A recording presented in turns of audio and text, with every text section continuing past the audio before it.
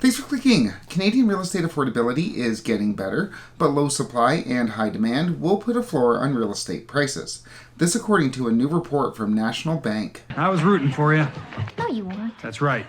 Yet that's not quite how Oxford Economics sees it, as it recently came out that the firm is predicting that Canada's real estate correction is far from over, predicting another 10% fall in our real estate prices by mid-2024. And the predictions from National Bank and Oxford Economics come amid reports that pressures on holders of variable rate mortgages are growing, which could very well bring more supply to Canada's real estate market, pushing down prices. So what I want to do today is go over National Bank's Housing Affordability Report, take a look at some of those predictions coming from Oxford Economics, and then discuss some increasing pressures being put on Canada's supply. Stats Canada is set to release Canada's inflation data for the month of July next week, which will be the last CPI print that we receive before the Bank of Canada makes its rate announcement in September.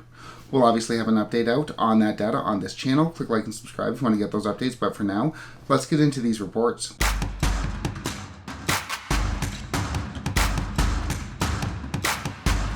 On to the reports. First up, the report from National Bank, which showed that Canada has seen its real estate affordability improve for the third quarter in a row. Bullshit!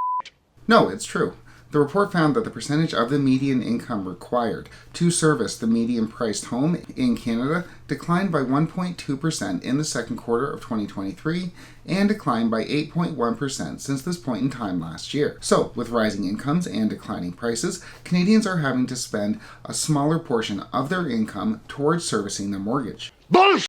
Fair point. However, while affordability is getting better, it's getting better marginally and is still a long way off from the level at which Canadians have been accustomed. Right now, on average, the mortgage payment on a median-priced home represents 59.3% of the median income, which while improving is still a lot, especially compared to the 42.5%, which has been the average since 2000. So, while Canadian real estate is seeing marginal improvements in affordability, it still has a long way to go. However, National Bank is predicting that the increase in affordability is probably coming to a halt, as an increase in mortgage rates in July, strong demographics, and a lack of supply will push upward momentum on home prices into the third quarter. So, in summary, housing affordability is getting better, though National Bank expects this trend to halt, as high mortgage rates combined with high immigration and low housing supply will push up prices and decrease affordability. Tony Stilo at Oxford Economics, however, argues that Canada's real estate correction still has a long way to go, noting that the spring revival is coming to an end. Stilo says that mortgage rates could hit 6.1%, and with investors moving away from real estate,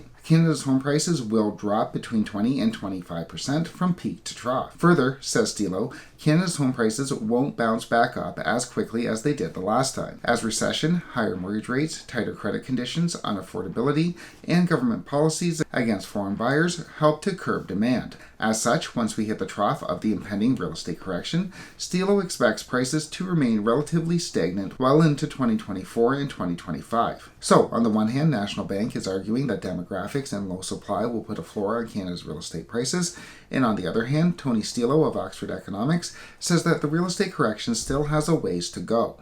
Yet, both of these reports fail to mention the potential for an increase in anticipatory selling. As we alluded to in another video, the Toronto Star recently chronicled a homeowner who has been forced to sell her home as the increase in the cost of borrowing has led to a doubling of her mortgage payments.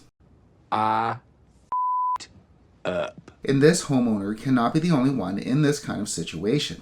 While data on the use of adjustable rate mortgages is scarce, if we pull together multiple data sources, we can kind of get an idea as to how much of this is potentially out there. According to CMHC, variable rate usage in 2021 was between 25 and 50%, peaking at 57% in January of 2022, back when inflation was 4.8%, a 30-year high. CMHC says that during 2021, 3 million new mortgages were taken out, and the Bank of Canada says that 20% of all variable rate mortgages in 2021 were adjustable. So if we put all of this data together, in 2021, between 750,000 and 1.5 million mortgages would have been variable rates, and of those, between 150,000 and 300,000 would have been adjustable, meaning when prime goes up, so does the mortgage payment. And while this data calculation is admittedly quite crude, as mentioned, there's very little nominal data out there, we can see that there is potentially an awful lot of holders of adjustable rate mortgages out there who have seen their payments increase dramatically and will no doubt be under increased pressure to sell. If there's anything I can do. And add to that, we have OSFI making it even more difficult for the banks to extend amortizations for those with fixed payments. OSFI, Canada's banking regulator, recently announced that they would be implementing higher capital requirements for banks to extend amortizations, meaning there is now a cost involved for the banks to extend amortizations by 70, 80, 90 years. And as such, it's not clear that the banks are going to be willing to continue this process ad infinitum. It's not clear that the banks are not going to require some sort of payment increase, some sort of lump sum payment from these borrowers. Now I got to turn my back. Pressures are mounting on holders of variable rate mortgages to anticipatorily sell their home. And let's be clear, this is not something that is going to show up in the data. It's not like data is going to come out saying that X amount of homes were anticipatorily sold in September. It's not going to come out like that. These aren't homes that are in default. These are homes that the homeowners are selling in anticipation of not being able to make their payments. But the likelihood that we see an increase in the number of homes coming to the market is definitely growing, the longer interest rates remain elevated. And let's recall a poll that came out in February of this year, showing that 45% of holders of variable rate mortgages could only last another 9 months if interest rates remained elevated. And that poll was conducted between January 23rd and 24th, right before the bank raised interest rates to 4.5%. They're now sitting at 5%, and we're coming up at 8 months. Now, it's not as though 45% of holders of variable rate mortgages are going to all of a sudden flood the market with new inventory. People come up with various solutions over the course of the year. However, pressures are mounting on holders of variable rate mortgages. Pressures are mounting, as the Toronto Star article showed, for these holders to sell their homes in anticipation of not being able to make their payments. So we have national banks saying that although real estate affordability has improved, demographics and low supply will put a floor on home prices. We have Oxford Economics saying that no, the correction still has a ways to go and we could see prices reverse by another 10%, dropping 20 to 25% from peak to trough. However, neither of these reports mention the possibility of an increase in anticipatory selling of which there is growing evidence. With that said, we will continue to track any increases in Canada's real estate inventory on this channel.